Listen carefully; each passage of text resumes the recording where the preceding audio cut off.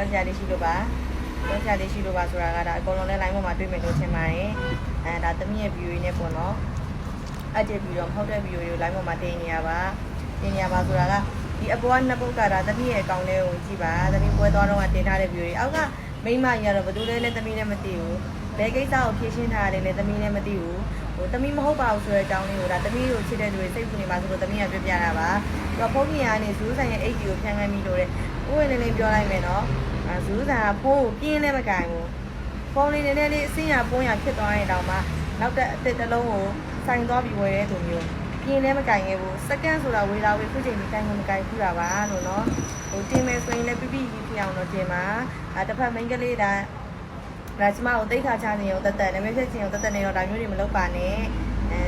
ကျမအနေနဲ့ကဒါတွေ့နေရချာကြီးပေါ့နော်ဒီဗီဒီယိုတွေကိုအရင်လေးတွေအရင်လေးတွေကလည်းကျမအကြောင်းတင်နေရတွေ့ရတို့ပေမဲ့ကျမတင်လိုက်မှာသူ့ကောင် follower များသွားမှာဆိုတော့ဒါသူကတက်မဲ့ follower ရှာနေရလေဒါမှမဟုတ်ကျမလည်းဖြတ်ချင်တာသူ့ကောင်တော့လူမသိဘူးကျမအကောင်ကလူတွေအများကြီးသိတယ်အားကြောင့်မလို့ကျမအဖြေရှင်းမထားတာပါအခုကလည်းကျမအကြောင်းလို့မို့ဒါဟုတ်နေလို့ငြိမ်းနေရဖြစ်မှာဆိုလို့အကြောင်းလို့မို့ဖြေရှင်းတာလည်းမဟုတ်ဘူးနော်ကျမကိုချစ်တဲ့လူတွေကျမတို့ဖုန်းတွေတော့ဆက်ပြီးတော့ပေါ့နော်လမ်းပြီးတော့ပြောကြလို့သူတို့ကလည်းမဟုတ်မှန်းတော့သိတဲ့အတိုင်းပဲစိတ်ကူတဲ့စိတ်နဲ့လမ်းပြီးပြောကြလို့ဒါကျမမဟုတ်တဲ့ကြောင့် line ပေါ်တက်ပြီးတော့ဖြေရှင်းပေးတာပါဒီနောက် TikTok မှာဇူးဆန်နဲ့ပတ်သက်လို့ဘာပြဿနာပဲဖြစ်ခဲ့ဇူးဆန်ကိုဖြေရှင်းရကြကြီးပေါ့နော်ဒါကြီးကတော့ဒါတိတ်ခါရေးပိုင်းကိုတားထိလိုက်လာလို့မို့ပြောရဖြစ်ပါရဲ့ရှင်ဒါဟိုဒီအဲ့ရပလက်လန်စကားပြောနေတဲ့ဟာလေအဲ့ဒါပလိတ်စေရွာနေပြီးတော့မလေးမျိုးကို12လမ်းကိုကူးတဲ့ပွဲဖြစ်ပါတယ်အောက်ကခေးထားတဲ့ဖျားကောင်းတဲ့ဖျားပေးတယ်ဖျားယူပဲဖျားမြင်လေးလားဖျားကောင်းတဲ့ခေါင်းအိမ်ပေါ်မှာခက်တဲ့ခေါင်းယူတယ်ဒီမှာနဲ့မရတော့မဟုတ်ဘူးဟိုဘာပြမဖျားသူအောက်ကဟိုကဖျားဒီမဲ့နော်ဆိုင်ပွဲမှာခင်းပြီးအိတ်ရတာဖျားလားကျွန်တော်တို့အိတ်ရဖျားဟိုပါပေါ့နော်ဒါကျမအကောင့်လေးဝင်ကြည့်ပါမယူလဲတော့တော်ပြီရတယ်လို့တော့ကြည့်ကျမဆိုင်ပွဲမှာရိုက်ထားတဲ့ဗီဒီယိုပါကျမအကောင့်လေးဇူးဆန်အကောင့်6တောက်ကိုလာပြီအဲ့ဒီဝင်ကြည့်ပါဒါကျမသုံးတဲ့အကောင့်ပါနေမဲ့သူတင်ထားတဲ့ဗီဒီယိုနှစ်ပုံလုံးကဒါတွေပေါ့နော်ကျမအကောင့်လေးကိုဝင်ပြီးတော့တင်ထားကြည့်ပါကျမတယောက်တည်းရိုက်ထားတာမဟုတ်ဘူးနောက်မှကျမအဖွဲရောကျမအမေရောပါပါတယ်ဗီဒီယိုထဲမှာသ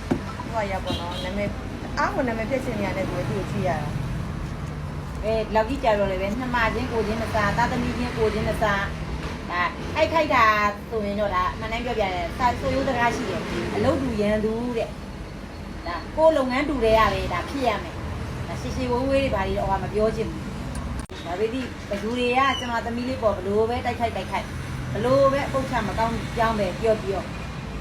်တော်တို့မိသားစုဒီယနေ့ချိန်ဘသူပေါ်မှာမဟုတ်တန်းတရား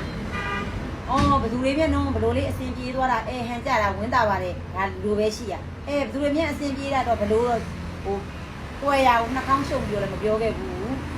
းဟိုဘယ်လိုပြောမလို့သူတို့မြန်အစင်မပြေဘူးလေဆိုဟုတ်လားတနာပါတယ်နော်ဘလို့လေးကြောက်မှာဆိုကိုရီးယားဖြည့်ပဲတွေးပေးကြတာရှိတာအခုကြတော့မဟုတ်ဘူးဒီကလေးလူဆန်လေးကြတော့ဒါအမှန်တည်းပြောပြတာချစ်လို့အားပေးတယ်အားပေးပါအခုသာပဲဘယ်လိုပြောမလို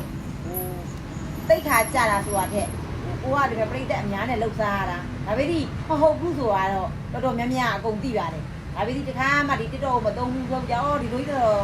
့အုံရောကြောက်ရောခင်းသွားကြတော့ကလေးရဲ့တိတ်ခါကိုကပြိတ္တနဲ့လှုပ်ရှားရတာလေလိုပဲဖြစ်နေသာသမီချင်းကိုချင်းစာနှမသားချင်းကိုချင်းစာပြီးတော့လောက်ပါဘာဖြစ်လို့ဒီကလေးကိုဒီလိုတင်လိုက်တော့ရောဘယ်လိုပြောမလို့ဘာတွေအကျိုးရမှာလဲဘာတွေအကျိုးမြတ်ရှိလို့ဒီလိုတွေလုပ်နေရတယ်အခုစားတုံးတိုင်းကိုတစ်တော်တိုင်းဒါတွေပဲကလေးကိုတင်မကောင်းကြောင်းတွေပဲပြောတင်ကောင်းကြောင်းတွေပဲပြောတင်ဘာတွေမှအုံနောက်ထဲမှာထဲလဲမထဲတဲ့မစင်းသားခဲ့ဘူးအဓိကဘယ်လိုပြောမလို့သူမကောင်းဘူးကောင်းတယ်ဆိုကိုမကောင်းကောင်းတယ်ဆိုကိုတည်တယ်ကိုရဲ့ကိုဆောင်နဲ့တည်တယ်ဒါအမှန်တမ်းပြောပြတာအခုစားပဲဟုတ်လဲမဟုတ်ပဲနဲ့ရှောက်ပြအခုမနေ့ကဆိုဖုန်းတွေဆက်ပြီးတော့မေးကြတယ်အမရေလူရှိတာရှိတယ်အမဒီလိုပဲကလေးဒီလိုမဟုတ်ဘူးဆိုတာအမညီမလေးတို့သိရလေတချို့ကြတယ်လူရေဒီလိုတွေတင်ထားတွေ့လားမသိမှစိုးလို့လားတွေ့တယ်လူကတော့အရင်ရက်ကနေသူ့ဒီလိုဖိုင်ကြီးတင်တော့တွေ့တယ်ကိုလေးလင်မရတော့အမှုမဲ့အမှန်မဲ့ကိုလေးကလည်းအဲ့လောက်ကြီးဟိုကမသိတဲ့လူကိုတွေ့တယ်ကအဲ့သူတင်လိုက်တဲ့ဗီဒီယိုဖိုင်ကိုသူ့ဖေကိုယ်တိုင်းကတွေ့တယ်အတမီဒီမဲ့ဟုတ်တယ်ဖေအဲ့ဒါဆိုဖေကဘာမှတောင်းမှမဖြစ်ဘူးတိုင်းပဲသူတော့ကြည်မီတိုင်းဆက်ကြည့်တယ်ဘာမှမပြောဘူးဒါပေမဲ့အခုကျတော့ကိုယ်နဲ့မိသားစုတို့ရင်းနှီးတဲ့သူတွေကလှမ်းပြောကြတယ် ပြောတယ်မသိဘူးထင်လို့တဲ့သိတယ်လို့အခုကဘာမှမပြောဘဲနဲ့နေပြန်တော့လေဟုတ်လို့ငိမ့်ခံနေတယ်နဲ့ဖြေဦးမှာတခါပြန်ပြောပြန်တော့လေပွဲရှာတယ်နဲ့ဖြေဦးမှာ မတင်နဲ့လို့မဆိုလို့ကျင်းနော်ဒါပေမဲ့ဟိုလွတ်အောင်လဲပြေးကြ တင်းဘာဖြစ်လို့လဲကြတော့ကိုကောင်းကောင်းဘယ်မှမယူဘူး လွတ်အောင်လဲပြေးကြ တင်းရတယ်ဒီလောက်ကြီးဒီလိုက်ပြီးတော့ကလေးကိုပဲညစ်ပုတ်ကကြက်တိုက်ခိုက်နေရဆိုရင်လို့ပါရိုင်နားကြိုင်ပါပဲ သူတို့ရေးထားတဲ့ဗီဒီယိုတွေကဗျမ်းမိုင်ညာရပေါ့နော်ပွင့်လင်းပြောရင်ပွင့်သွားရင်ပြင်းနေမရောပါတယ်နေကြည့်အလူရှင်ကဟိုတယ်စီစဉ်ပေးပြီးသူတို့အိမ်ပဲစီစဉ်ပေးပြီး စီစဉ်ပေးလေ လိုက်မယ် လုံးပဲခါမှာတော့ဟော အဖွဲနဲ့ဆိုင်ကိုဒီလိုက်ပြစ်မထားခဲ့ဘူး ဘိုးပြောဟောဆိုင်နာမှာလေအဖွဲတွေနဲ့ဘယ်သူတည်းလဲနေတာအာကိုရီတားမိတွေတားမတွေလူရှင်တွေကတဲအိမ်တော့မပေးလဲတဲအိမ်နဲ့အင်းတင်းကြစီစဉ်ခိုင်းပြီးတော့ဟိုဘယ်လိုပြောမလဲကျမတို့ကဘလို့တဲမှရမှာဆိုပြီးတော့လေဟိုအဖွဲတွေကိုအဖွဲတခြားကိုတခြားဘယ်တော့မှခါမှလည်းမတဲခဲ့ဘူးအဖွဲတွေနဲ့ကိုနဲ့ဒီဆိုင်နောက်ကျင်းကျဲကျဲဒီတိုင်းပဲနေတာဒီတိုင်းပဲအိတ်တယ်ပုတ်တာပဲဒီကလေးလေးကိုဟိုရရမရှိအောင်အဲ့ဒါဖုံဖုံနေရောလှန့်ဆက်မေးကြတယ်ပြောမေးတာမဟုတ်ပြောတာသမီးရေဒီလို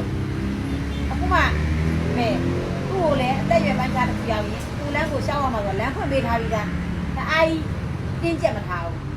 ဘာဖြစ်လို့လဲအချိန်တန်ရွယ်ရောက်သူ့လမ်းသူရှောက်ရမှာပဲလေမရှောက်နဲ့လို့ပိတ်ပင်လို့မရဘူးတားလို့မရဘူးအခုစားဒီကလေးအောင်မြင်တာလေပြောတော့ဒီလည်းမအောင်မြင်သေးပါဘူးကျမတို့မိသားစုပြောတော့ဒီလည်းမချမ်းသာပါဘူးသူ့ဟာလေးနဲ့သူမိသားစုနေနိုင်တယ်တားနိုင်တယ်တောင်းနိုင်သွားနိုင်တယ်လာနိုင်တယ်ဒါလောက်ပဲဘာဖြစ်လို့ကျတော့ကိုရီးယားမရှိတဲ့ဘောကနေတက်လာတာလေအခုလဲဒီကလေးလေးကိုအောင်မြင်အောင်ကိုရီကိုအပေါင်းအသင်းလေးတွေရောကိုမိသားစုရောလူပဲအောင်မြင်အောင်ကြိုးစားလာတာဘယ်တော့ပဲခါမှလည်းဗျံပရာမလုပ်ခဲ့ဘူးနောက်လည်းလုံးမှလည်းမဟုတ်အခုကဒီကလေးလေးကိုပဲတုံးတိုင်းတင်တာလောက်ကနားလဲပေးလို့ရသေးတယ်အခုဆရာကြီးကဒီအိတ်ပလက်လန်ပြောတာလေအပလိတ်10ရွာနေပြီးတော့ဗီဒီယိုပိုင်းအဲ့မြင်သမီးလေးအဲ့လူဆိုင် TikTok ထဲမှာရိုက်ပြီးရှားပြီးကြည့်ကြည့်လိုက်ပလိတ်10ရွာနေပြီးတော့ရောက်ပြင်12လမ်းကိုကူးရပွဲအဲ့မဲ့ရပြောရရင်ဒါဟိုအယုဒ္ဓစကားပြောတာမဟုတ်ဘူးစကားပြောမှသွားရင်လည်းခွင့်လို့မင်းကလေးကိစ္စတလားတစ်ခါဖြစ်ရင်ကျမတို့ကဘိုက်ကအောင့်တတ်တယ်ဘိုက်အောင်တယ်မင်းကလေးကိစ္စဖြစ်ရင်လည်းတလားတစ်ခါဘိုက်ကအောင့်တယ်အမှရဖြစ်ချင်တော့အဲ့ဒီပွဲဘူးတွေနဲ့မှတောက်လျှောက်သွားပါတယ်ဆိုဒီဗါလေမင်းကလေးကိစ္စဖြစ်တဲ့ခါကျတော့ဘိုက်ကအောင့်ပွဲရဆက်ပွဲစကများပြင်မန်းတော့ဘိုက်တွေအောင်းလို့ဆိုပြီးတော့ကဲ TikTok လေးရိုက်လိုက်အောင်ဘယ်တော့မှစိုက်ပွဲတိုင်းသူ့ခန္ဓာသူ့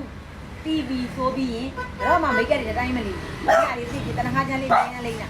အဲ့ပွဲတော့ကိုယ်သက်တွေနဲ့များလို့ရေးပြက်များလို့ပြင်မန်းလို့အဲ့ဒီအောင်လို့ဆိုတနခါမလိမ့်မဲနဲ့အဲ့ပွဲရောက်မှပလက်လေးထိုင်နိုင်လို့ဖြာလေးခင်းပြီးခေါင်းလေးချပြီးတော့လေးရိုက်တင်လာဘူးအဲ့တိုင်းရိုက်တင်တာကျန်တာလေးလည်းမဟုတ်